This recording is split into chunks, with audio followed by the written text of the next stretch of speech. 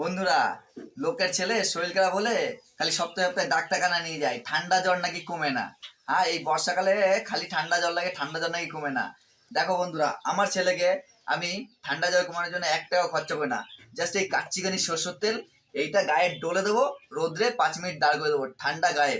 তোমাদের বলে রাখছি, তোমরাও টিপটা নিয়ে রাখো। ডাক্তার বলবে তেল মাখাবা না, কিন্তু আমি বলছি তোমরা তেল মাখাবা বাচ্চাদের, ঠিক আছে? তেল যত মাখাবা বাচ্চাদের, তত বাচ্চারা স্ট্রং হবে আর হেলদি থাকবে, আর ঠান্ডা জ্বর কাশি আসবে না। তো দেখো, এই কাচ্চিঘানি সর্ষের তেল, এটাই আমি ছেলেকে মাখাবো, আর এটা তোমাদের সঙ্গে শেয়ার করছি, দেখে নাও। ঠিক আছে? তেলটা একটু বেশি করে নিতে হবে, নিয়ে বকে আচ্ছা করে ডলতে হবে গরম করে। তাহলে দেখবে ঠান্ডা কাশি গরম সব, মানে ঠান্ডা কাশি জ্বর সব সেরে যাবে। ডাক্তারখানায় যাওয়া লাগবে না। ডাক্তারখানায় যদি তুমি একবার যাও, ওই নাকে টানার গ্যাস দেবে, আর বারবার নাকে টানবে, গ্যাস ঠিক হয়ে যাবে, তখন আবার কদিন পর আবার ঠান্ডা লাগবে। আর এই যে সর্ষের তেল দেখছো, এই সর্ষের তেল যে কি ভালো কাজ। আমরা যখন ছোটবেলায় মানুষ হয়েছে, আমার মা বাবা মানুষ করেছে খালি এই সর্ষের তেলে, তখন ডাক্তার ছিল না, ঠান্ডা কাশি জ্বর ওষুধও ছিল না সেরকম। তাই বন্ধুরা, তোমাদের বলছি তেল, তেল হচ্ছে মেন। আই বাবা, দেখ গাইদের দেখাচ্ছি তোর কিভাবে তেল মাখায় তোর ঠান্ডা কমাতে হয়। গরম তো করবো, এই দেখো তেলটাকে এরকম ডলে নিতে হবে, এরকম ডলে হাতটা গরম হবে, আর এই হাতটা গরম হাতটা একদম এরকম বুকে ছেঁকা দিতে হবে, তাহলে ঠান্ডা গায়েব। একদম এটা ভুয়ো বাস্তব কথা, এখানে কোনো ভেজাল কথা নেই। ঠিক আছে? যদি বয়স্ক লোকদের কাছে শোনেন, তারা বলবে যখন আমরা ছোট ছিলাম, আমরা মানে আমি নিজে যখন ছোট ছিলাম, তখন কিন্তু আমার মা বাবা আমাকে এই তেলটা দিয়ে মানুষ করেছে। ঠিক আছে? কোনো জ্বরের ওষুধ কিন্তু আমরা খাইনি। আর এখনকার সব ডিজিটাল যুগ হয়ে গেছে না, সব ডাক্তাররা ইঞ্জেকশন দেবে, গ্যাস দেবে নাকে, এইগুলো করা ফালতু, এগুলো করা একদম ফালতু। তার কারণ কি বলতো, এগুলো তুমি যত করবে তত মানে রোগ ছাড়বে না। ঠিক আছে? কয়েকদিন পর পর রোগ ঠান্ডা যাবে। আমার ছেলেকে আমি ছোটবেলা থেকে সত্যি বলছি, ডাক্তার কাছে খুব একটা নিইনি, মানে খুব কম আর কি, অতিরিক্ত বেশি না হলে আমি ডাক্তার কাছে নিই না। তেল দিয়ে জ্বর মানে ঠান্ডা সারিয়ে ফেলি। সরষের তেল খুব কার্যকারী বাচ্চাদের জন্য।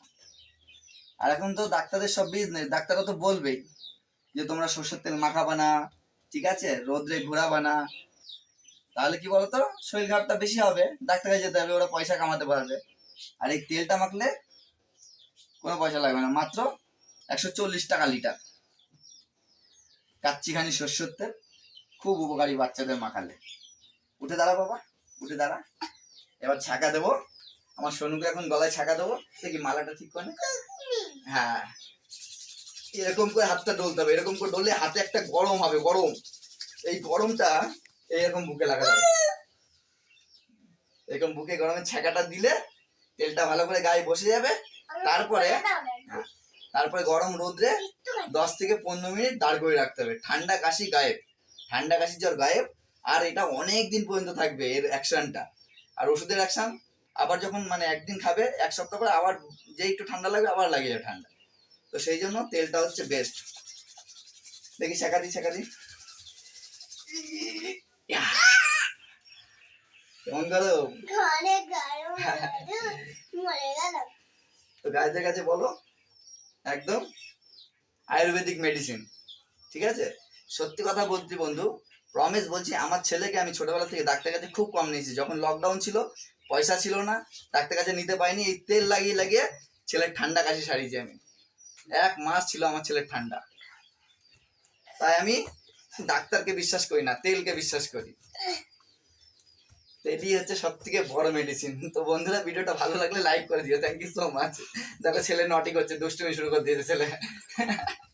আর হবে না, আর ভিডিও করতে দেবে না। ঠিক আছে, বাই বন্ধুরা।